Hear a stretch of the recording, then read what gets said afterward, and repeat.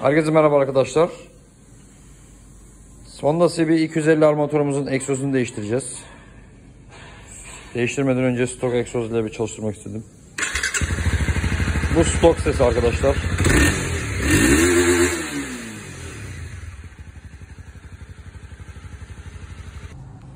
Evet arkadaşlar, Honda CB250R'a Acropower egzozumuzu taktık. Gördüğünüz gibi slip on çalıştırıyorum. Ses bu.